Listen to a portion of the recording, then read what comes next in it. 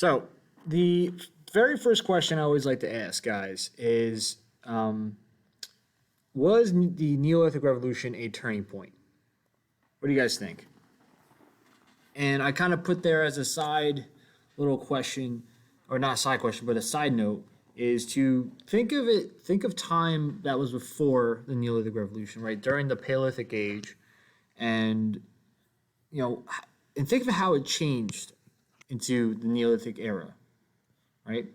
How how can you how can you see the Neolithic Revolution being a turning point in global history? What do we think?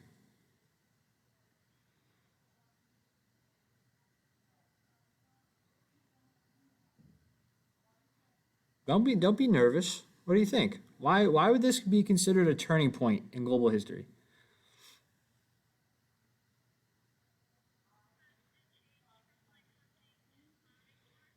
Yeah, no, that's good, right? So you look at hunting, right? Go from hunting to farming, right? So when you look at that relationship, what is the biggest thing that you see from that? Let me just add the other person in. Like, why is that such a big deal? Why is it so important that we see that farming to hunt? No, sorry, the hunting to farming relationship, right? What's so important about that? Yeah, that's one big thing. What else do you see? So we settle in one place instead of moving around. We stay in one place. What else do we see when we get from hunting to farming?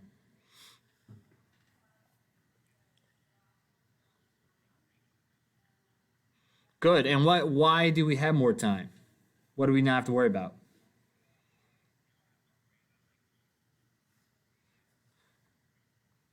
Yeah, exactly. Right. That's the important thing. So not only are we having more food available to us, it allows us to now do more things. Right. First off, we find out that we're a lot more safer when we're put in the same area. Right. So we start settling near each other, and then each of us kind of has a lot of time to do what we want to do rather than just hunt all the time.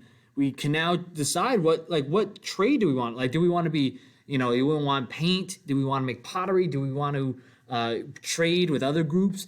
If you wanted to do that, you can because of the fact you have more food available to you.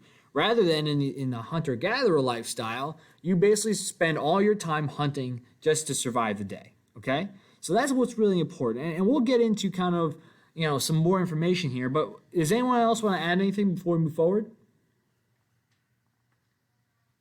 Anybody else?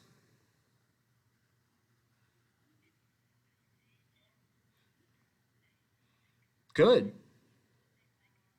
Good. No, yeah. So the fact is, you can take a look at the turning points, not even just along the lines of what we can do, is the fact that the climate, right, completely changed. There was an ice age in the Paleolithic era, and now it turned into the climate was a lot better, right? You can say a lot more warmer depending on the area you're looking at, but they're all connected. All those different answers that we had mentioned, they're all connected because of I think when you look at the reason why farming was allowed to happen was because the climate got better. So there's a whole plethora of reasons that you could say are reasons why this is a turning point. Okay, good. So let's move on now. So we're gonna really look at one of the big effects of the Neolithic era, the Neolithic Revolution. Because think of it this way: the reason why I want to call it a revolution is because it is this large turning point in time, right? Because of this moment in history, we gain civilization, right? We start to gain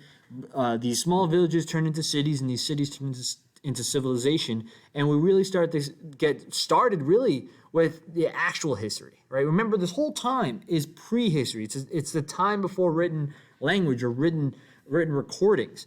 So this is the first point in history where we can now point to a circumstance where we start to actually see recorded history down, which actually allows us to understand what life was like during certain time periods. Because all we can do at this point, well, I mean, before this point, was to assume we knew based on artifacts we had found.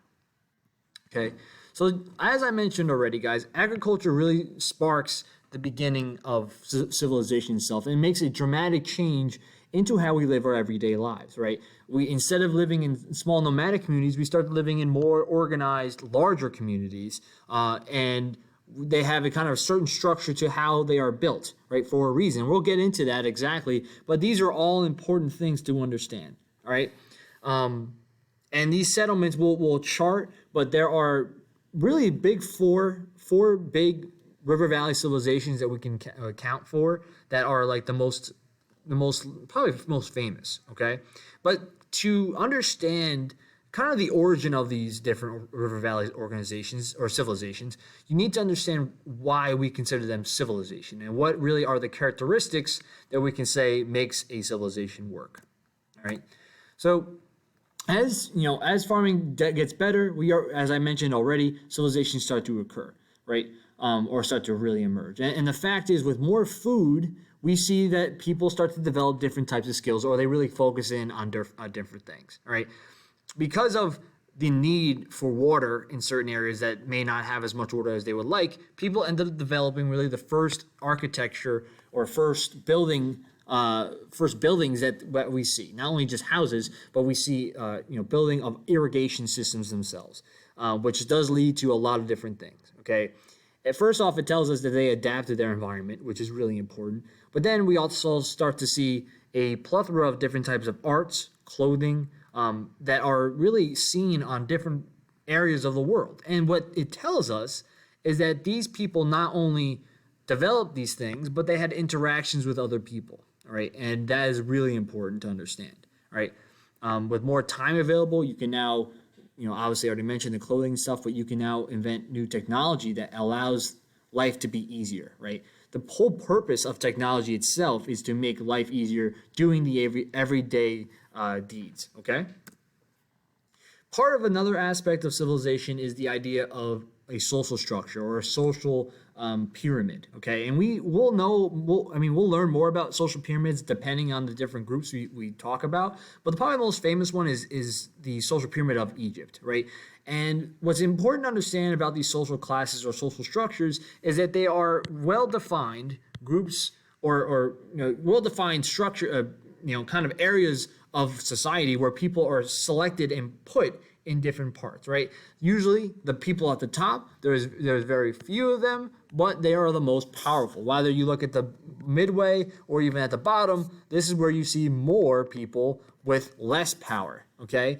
And the question always is, well, why was their social structures even built? Well, the reality is that when people start to develop trade and they start making money or even having more influence in other groups, they have to have a well-defined social class system that says, well, this person has more connections, so they have more power, and they're at the top of the social pyramid, while other people that are generally doing the everyday work, like farming, are usually put at the bottom, right? Because most people of society can do that. And the people that do the other work that is less likely to find, like trading, scribes, even soldiers, those and the population is less, they will be probably on the higher top because they're more rare to find, okay? And we'll go into more detail on all these different things, all right? But one of the civilizations that first off we're going to start with this week, right, is going to be Sumer or the Sumerians, right? And they're part of the Mesopotamian civilization, okay? And now Mesopotamian civilization is in part of modern day Iraq. And obviously, as time goes on, we'll talk more and more about different groups that do emerge during this time, right? Well, the Sumerians were first, then they have Sargon of Akkad, which is the next one, and then we have the Babylonians, right? And that's like Hammurabi's code. So these are all groups that are part of the same region, but they expand their territory over time. But when we take a look at these types of organizations, or civilizations, they usually are made up of specific characteristics that we can point to as being the most that they're easy to kind of see, right? And these are the 5 ones that we have to look at, these 5 characteristics. Advanced cities. So advanced cities are basically saying that they are organized in a specific way that is more than just a random grouping of shacks, right, that are located across the city. What it tells us is that these civilizations organize their cities to look a certain way, to have buildings a certain size located on certain pieces of that city, right? When you see that, it means that they are organized and structured enough that they have a purpose behind everything, okay? Then we take a look at specialized workers, right? Specialized workers are generally other than farmers themselves, which are generally the most common thing you find. Specialized workers can be people that are working in government, people that are traders, people that are craftsmen, artists, right? These are all things that you can kind of point to as being specialized workers. And if these civilizations have them, then that's another notch on the list of being a certified civilization. The next one is going to be complex institutions. These are things like religious institutions, like we'll talk about ziggurats and different types of temples. We'll also talk about a government, right? A sense of law system, a law code tells us that these people have a organization of a large mass of people under one law system, which is really important in a civilization. Next is record keeping, right? Being able to keep your records, right, for trade, whether it's trade or law, right? These are all things that are important to show that these people are organized in a specific way. And then lastly, advanced technology, right? It's not saying that if you're looking at people in the Mesopotamian civilization have an iPad or an iPhone. No, it just means that for that time period, they have specific technology that allows them to make their lives easier, right? And we'll talk about the introduction of the wheel and having these different types of plows allow them to farm easier. And even in the Indus River Valley, we talk about a plumbing system, right? The first ever really plumbing system within a city, right? Especially during ancient times, which is incredible. So these are all things that we can take a look at as characteristics of civilization. And what I did for you guys, I provided a nice little chart here that goes over the different aspects of the five major aspects. Sorry, I said aspects twice. 5 major components of civilization. All right, and I give some examples. One of the big things that I always have to kind of focus on a lot too, the advanced cities. Now, the advanced cities, guys, is not just saying that they're organized in a specific way, but they even mention if they have city-states. And we'll go more into what city-states are, but just for a short story here, they're basically like our modern-day states, where each state has basically a local government, a state government that is organized a specific way, and they have local leaders that control their areas, right? In Mesopotamia, they have city-states there as well, and each of these city-states have basically their own leadership there, and they all fall underneath the Sumerian civilization, right? But as time progresses, these may be separated city-states, but they are all connected by a ruler down the line, okay? So as I mentioned, we focus on right? is a city in Sumer, right? And we kind of look at them as being a perfect example of kind of getting you to understand what civilization means, all right, and what it really entails. So if you take a look, Sumer on the map up here, Sumer is this area here, this first part, right? And as I already mentioned, they gain more land when they get taken over by a different group, and then after that, the Babylonians expand them even the most, all right? But when we take a look at we can kind of see that they have a lot of the characteristics of a civilized society, right, or civilization, where they have people bunched in certain areas of the city that allow them to be organized in a specific manner. We even see a introduction of temples in roads, and we also see defending walls. And we'll get more into this in probably tomorrow and the next day when we talk about Mesopotamia in detail. But we even see a development of trade to allow them to develop weaponry for their army. Right. But as I mentioned with trade, the most important thing about trade is the exchange of ideas between different people. Being able to barter for something, and bartering is not the same thing as what we see today where you buy a product, right?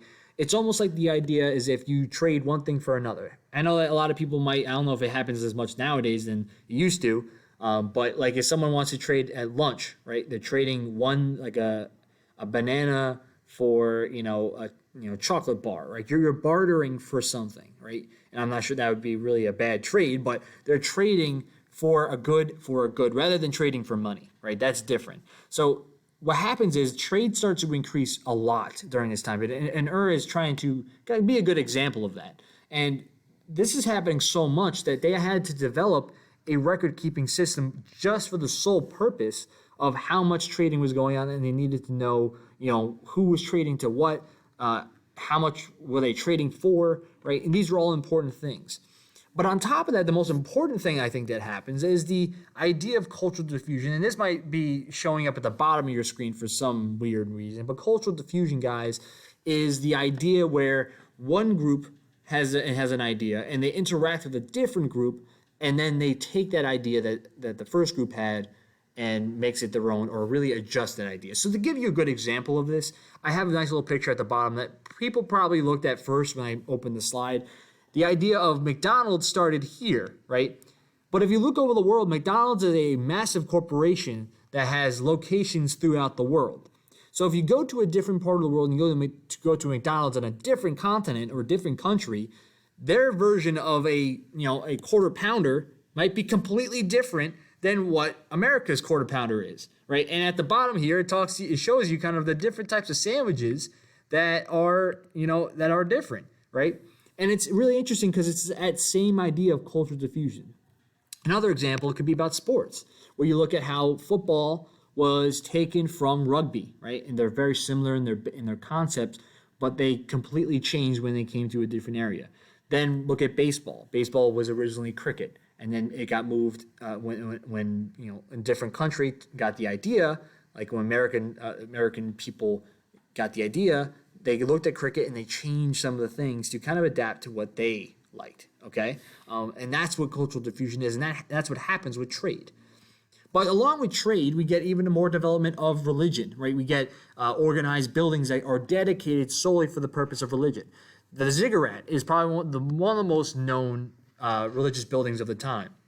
Now, ziggurats were also considered temples, right? So that if you want to know what a ziggurat is, it's basically a religious temple. But it didn't just associate with temple or in religion. It was also a place of storage. They used to store all their grains, a lot of their crops that were in excess for the government, and they would also have rituals there as well. So this was a place that everyone was kind of deemed to be the most powerful, most important building of their society. All right, and the ziggurats are humongous. As you can tell, these are all people that are standing at parts of the ziggurat, and it's very large, and I'm sure there's even larger ones as well. So what I used as Sumer as being a pretty good jumping point into Mesopotamia is because it gives you a nice little kind of like introduction to what civilization is, and we're going to jump into all these 4 major civilizations starting tomorrow. And we'll go further and further along as the weeks progress, okay? But it gives you a nice little kind of jumping point there. And you see there's a difference between all these different cultures and different civilizations that are slightly different in their own way, but they all share the same 5 characteristics that I mentioned back here, all right? Where they all have complex institutions, specialized workers, record keeping, advanced technology, and advanced cities or even city-states. Okay, and that's what's important to understand about these types of civilizations. They all share those similar things, and we'll go into all the different parts of it, but let's continue. So what I did for you guys, a little visual summary of chapter 1, really. It talks about how hunter-gathering transitions into growing villages to those villages going into cities. All right, so with that being said, it seems like we're okay. So let's jump into the worksheet. So it's called the Intro into River Valley Civilizations. Jump into that now. We'll talk about the beginning part. Are we there? You ready to roll? All right, so let's get started. So if you take a look, guys, this is what the page looks like. It starts off with these nice little rivers, these different, or really civilizations that we're going to be focusing on. All right, so to get us started, the first question I want to ask is, based on the map above, what geographic feature did the early civilizations settle near? So if you can take a look at this map, what geographic feature did they all settle by? What do we think? Well, what are we talking about? Oceans? What are we talking about? Rivers, right? Good. By rivers. That's an important thing. It's by rivers. Right? That's why the river valley civilizations. Which river was ancient Egypt civilization located near? Ancient Egypt. Good. Nile River. What about Mesopotamian? You can't find it? It should be, hold on.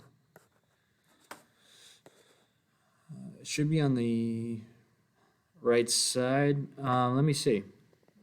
I think something must have happened. There you go. I'll fix it now.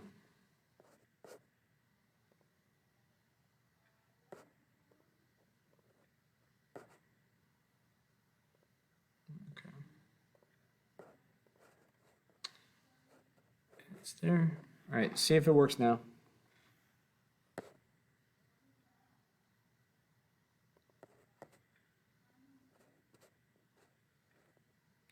Do you guys see it? All right, cool.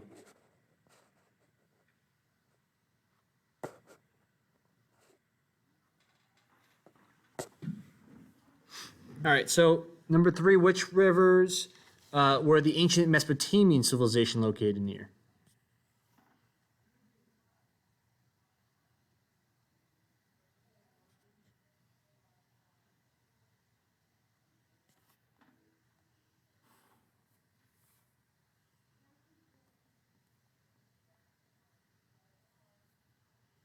What do we think for that one?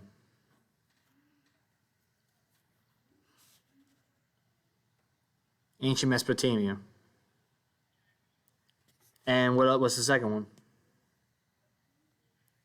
Good, good. The Tigris and Euphrates.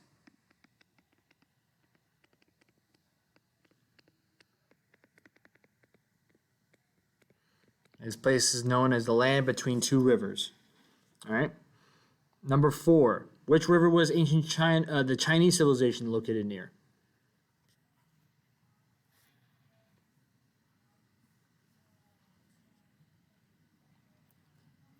Which one?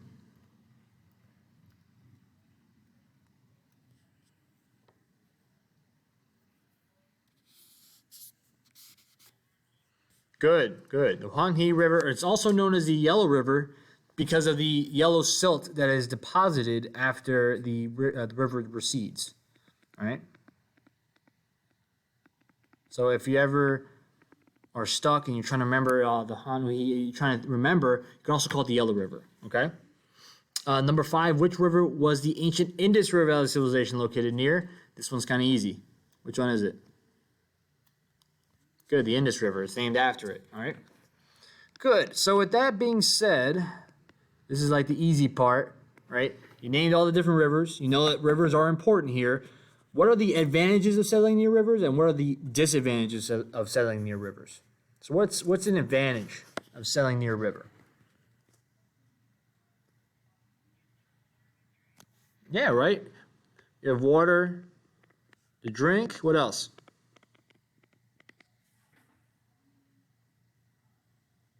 What else can you use it for? Right? You have access to fish, right? That's good. What else? Up. Let's see, one of you two guys go. What did you say?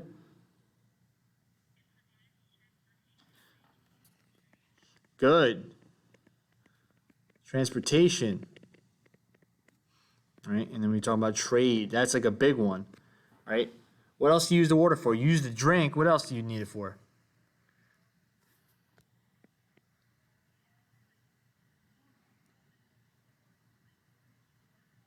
Yeah, no. So you use the water for yeah. Yeah, yeah. Use the water for a lot of things. So you're drinking, use it for your crops. You can even use it for when it comes to pottery or even architecture, right? These are all things that the water allows you to do, right? It gives you resources, it gives you transportation, right? These are all important. Good. Let's talk about disadvantages. What's the disadvantage? Flooding, right? I think when you look at the biggest thing is flooding, right? What else? Anything else?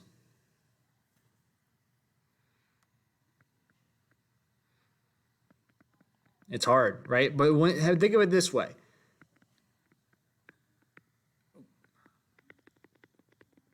So flooding can go, there's too much water, or even there's too little water if it doesn't flood enough, right? Sometimes they need the water to overflow its banks in order for them to get water in the irrigation systems. But if the water doesn't overflow as much as they think, it can cause a lot of problems too. So it's kind of like that mix of, I need the right amount of flooding in order for it to actually work, right? So this could be a problem. All right, good. So let's move on to the next part. So what I had you guys do for this next section is the Neolithic era allowed us to see how people modify or adapt to their environment whenever they need so, right? That's the big thing. So when you take a look at all, I have these examples here of how people modify. You guys now to say, I give an example of a statement, and then you guys tell me how did they modify their environment to meet their needs. So the first things here, domesticating animals and creating farms to have a stable food source. So how is that people modifying their environment?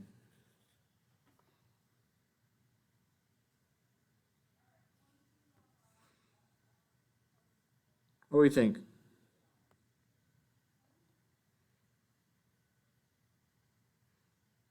Especially think about when it was the Paleolithic age, guys, right? So how do they adapt? How do you adapt? By doing this.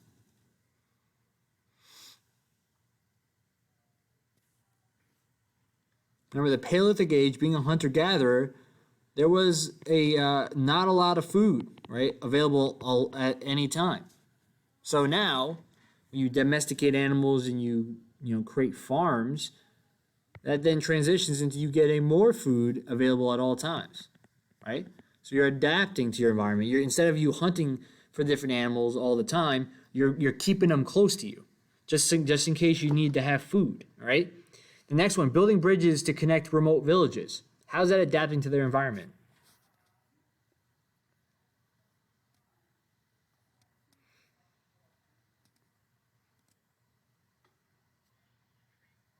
Good. First off, yeah, trading more. It also allows them to connect to different groups, different people, just to traverse or get to a different area that they haven't before, right? So you can say connect to people. You can talk about increasing trade. You can talk about just getting to an area you haven't yet gotten to, all right? Next one, building canals to get water to areas without access to water. How is that adapting to their environment?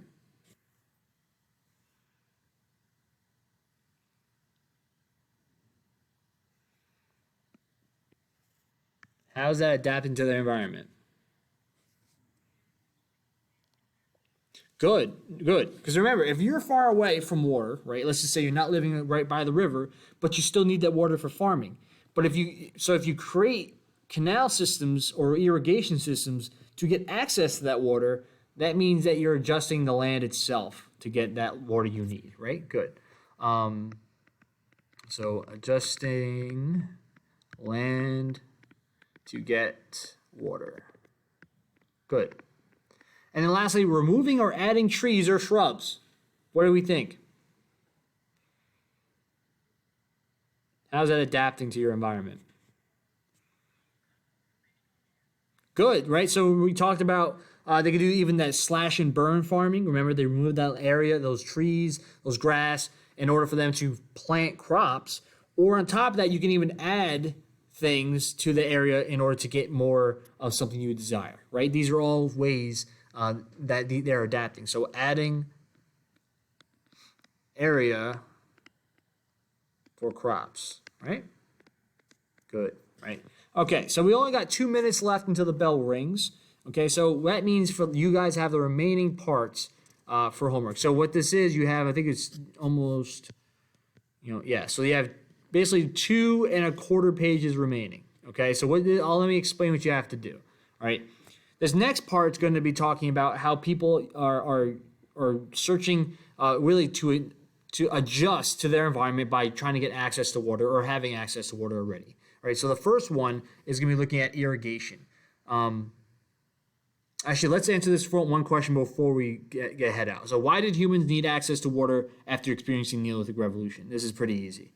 Why do you need access to water? Yeah, crops, right? They become farmers. They need crops and the water for crops. Now, you guys are doing these last few things. So the first one's going to be about irrigation, right? So what you're going to do is you're going to watch this video here, all right? It sends you to know about irrigation, the kind of different, aspects of irrigation, and then you're going to write in the positives and negatives, all right? Then you see examples of irrigation in different civilizations, right? Answer the questions here, okay? Then we're going to transition to terrace farming and mud brick making, right? And it gives you a little quick video how they used it in China, and also it gives you a video about mud brick building in Mesopotamia in the Indus River Valley, okay?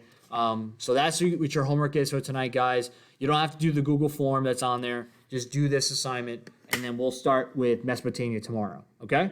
And if you guys saw the update, we're going to have a quiz on Thursday and Friday, all right, for everything on prehistory and on Hammurabi's Code, which is what we're going to do tomorrow, okay?